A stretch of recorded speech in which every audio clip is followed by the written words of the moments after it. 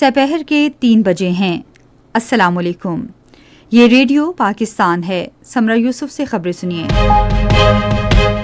اہم خبروں کا خلاصہ۔ نائب وزیر اعظم چین کے 1 روزہ دورے پر روانہ ہو گئے ہیں۔ وزیر داخلہ نے نادرا کو ہدایت کی ہے کہ وہ غیر قانونی طور پر مقیم غیر ملکی باشندوں کی اپنے وطن واپسی کے لیے قانون نافذ کرنے والے اداروں سے مکمل تعاون کرے۔ پاکستان اور رومانیہ نے اپنی اقتصادی اور بحری شراکت داری کو آگے بڑھانے کے لیے بندرگاہوں کے تعاون کے حوالے سے مفاہمت کی ایک یادداشت پر دستخط کیے ہیں۔ پاکستان اور 7 دیگر مسلم ممالک نے مقبوضہ بیت المقدس میں مسلمانوں اور مسیحیوں کے لیے عبادت کی آزادی پر جاری اسرائیلی پابندیوں کی شدید مذمت کی ہے۔ افغانستان میں بھی لوگ پاکستان کی مسلح افواج کی قیادت کے لیے اپنی محبت اور خلوص کا اظہار کر رہے ہیں۔ آج لاہور میں پاکستان سپر لیگ میں اسلام آباد یونائیٹڈ اور پشاور زلمی کی ٹیمیں مد مقابل ہوں گی۔ اور اب خبروں کی تفصیل۔ نائب وزیر اعظم اسحاق ڈار چین کے 1 روزہ دورے پر بیجنگ روانہ ہو گئے ہیں۔ اسحاق ڈار اور چین کے وزیر خارجہ وانگ جی ملاقات کے دوران دو طرفہ تعلقات کا جائزہ لیں گے اور باہمی دلچسپی کے علاقائی اور عالمی امور پر تبادلہ خیال کریں گے۔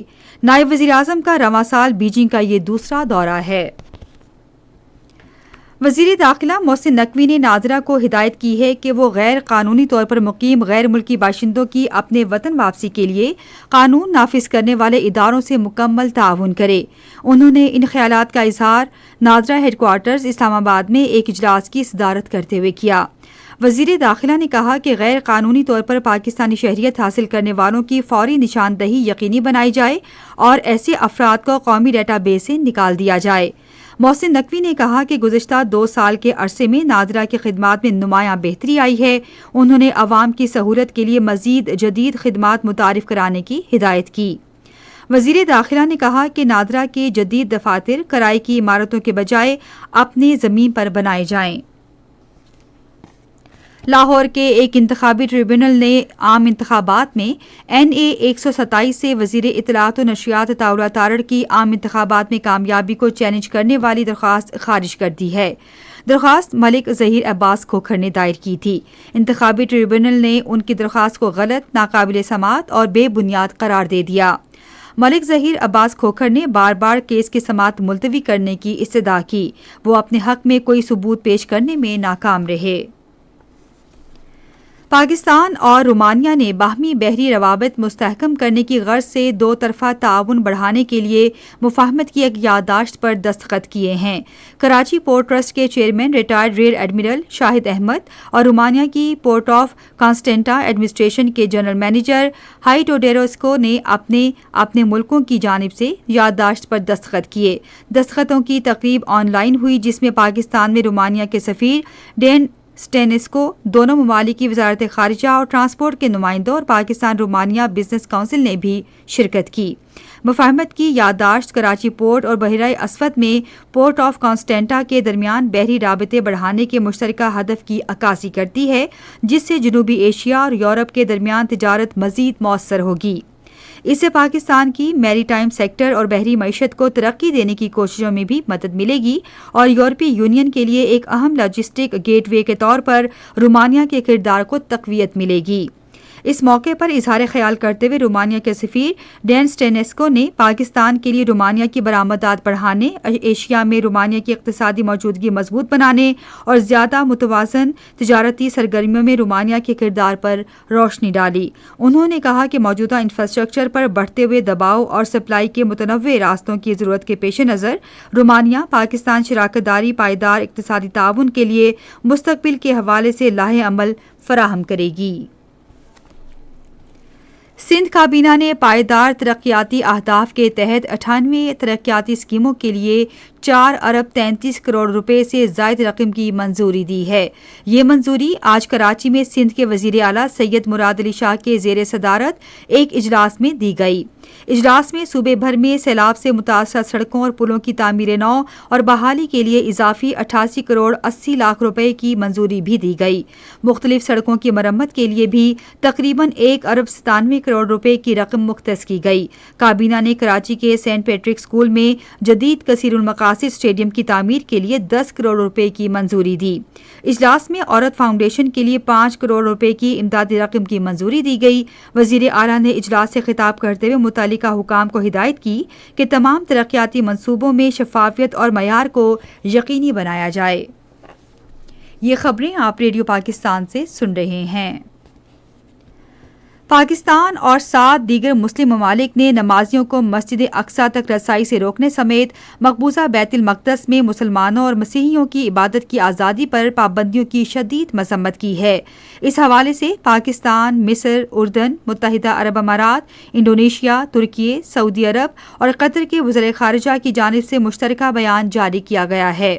وزراء خارجہ نے بیت المقدس میں مسلمانوں اور مسیحیوں کے مقدس مقامات کی قانونی اور تاریخی حیثیت کو تبدیل کرنے کی کسی بھی اسرائیلی کوشش کی مذمت کی اور اسے مسترد کرنے کا اعادہ کیا۔ انہوں نے کہا کہ اسرائیل کی جانب سے جاری ایسے پرتشدد اقدامات عالمی انسانی قوانین اور تاریخی تناظر سمیت بین الاقوامی قوانین کی سنگین خلاف ورزی ہیں جو عبادت گاہوں تک بآسانی رسائی میں رکاوٹ کا باعث ہیں۔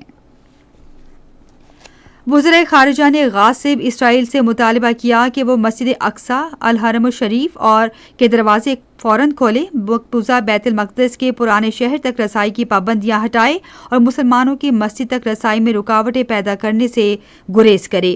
انہوں نے عالمی برادری سے بھی مطالبہ کیا کہ وہ ایک مضبوط موقف اپنائے جو اسرائیل کو مقبوضہ بیت المقدس میں اسلامی اور مسیحی مقدس مقامات میں جاری خلاف ورزیوں، غیر قانونی طرز عمل اور ان مقدس مقامات کے تقدس کی پامالی سے روکنے پر مجبور کرے۔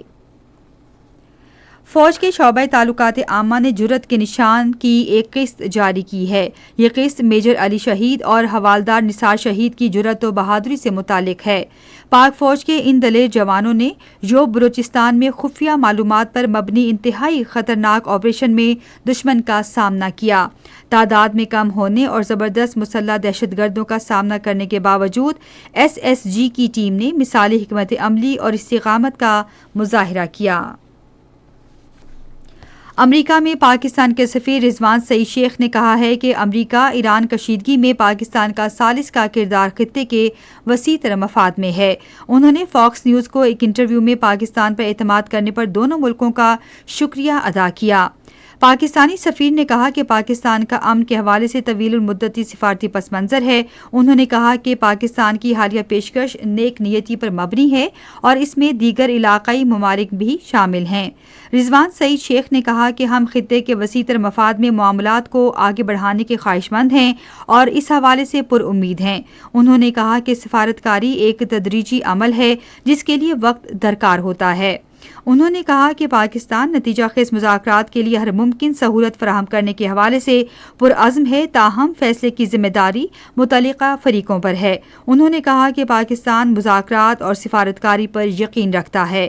رضوان سعید شیخ نے کہا کہ پاکستان سرحد پار دہشت گردی سے سب سے زیادہ متاثرہ ملک ہے۔ افغانستان سے ریاستی سرپرستی میں ہونے والی دہشت گردی کے شواہد واضح اور کافی ہیں۔ پاکستانی سفیر نے کہا کہ پاکستان میں دہشت گردی بھارت کی حمایت اور سرپرستی سے ہوتی ہے۔ بھارت کے غیر قانونی زیر قبضہ جموں کشمیر میں ڈیموکریٹک فریڈم پارٹی نے اسلامی تعاون تنظیم پر زور دیا ہے کہ بھارت کے ظالمانہ قانون کے تحت 3 کشمیری خواتین کارکنوں کو دی جانے والی سزا کا فوری نوٹس لے۔ کشمیر میڈیا سروس کے مطابق پارٹی کے قائم مقام صدر محمود احمد ساخر نے کہا کہ یہ فیصلہ مقبوضہ علاقے میں عدالتی جبر کی بڑی مثال ہے جہاں سیاسی رہنماؤں اور انسانی حقوق کے کارکنوں سمیت ہزاروں کشمیری قید ہیں۔ انہوں نے کہا کہ کشمیری سیاسی قیدیوں کے حقوق کے تحفظ اور انسانی حقوق کی مزید خلاف ورزیوں کو روکنے کے لیے فوری بین الاقوامی مداخلت ضروری ہے۔ افغانستان کے عوام بھی پاکستان کی مسلح افواج کی قیادت سے اپنی محبت اور خلوص کا اظہار کر رہے ہیں۔ پاک فوج اور فیلڈ مارشل سید عاصم منیر کی حمایت میں ایک افغان شہری کی ویڈیو سوشل میڈیا پر وائرل ہو گئی ہے۔ ویڈیو میں افغان شہری پاکستانی فوج کی طرف سے آپریشن غضب للحق کے دوران تباہ کیا گیا افغان ٹینک دکھا رہا ہے۔ پاکستان سپر لیگ میں آج لاہور میں اسلام آباد یونائیٹڈ کا مقابلہ پشاور زلمی سے ہوگا۔ میچ شام 7 بجے شروع ہوگا۔ اور اب موسم۔ محکمہ موسمیات کی پیشگوئی کے مطابق آئندہ 12 گھنٹے کے دوران اسلام آباد اور نواحی علاقوں میں مطلع جزوی طور پر ابر آلود رہے گا۔ آج ریکارڈ کیا گیا بعض اہم شہروں کا درجہ حرارت: اسلام آباد اور Peshawar 27 degree centigrade, Lahore 30، Karachi 28، Quetta 18، Gilgit اور مریخ 16، مظفرآباد 22، جبکہ سری نگر 16، جموں 29 اور لیہ میں 6 ڈگری سینٹی گریڈ ریکارڈ کیا گیا۔ آخر میں اہم خبروں کا خلاصہ ایک بار پھر سن لیجیے۔ نائب وزیر اعظم چین کے ایک روزہ دورے پر روانہ ہو گئے ہیں۔ وزیر داخلہ نے نادرا کو ہدایت کی ہے کہ وہ غیر قانونی طور پر مقیم غیر ملکی باشندوں کی اپنے وطن واپسی کے لیے قانون نافذ کرنے والے اداروں سے مکمل تعاون کرے۔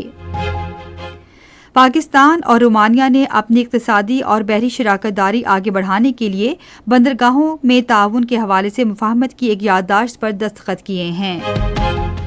اسی کے ساتھ خبریں ختم ہوئی۔ مزید خبروں تجزیوں کے لیے آئی ہماری ویب سائٹ radio.gov.pk پر اور فیس بک کے link radio Pakistan news official پر براہ راست ویڈیو اسٹریمنگ بھی ملاحظہ کیجیے۔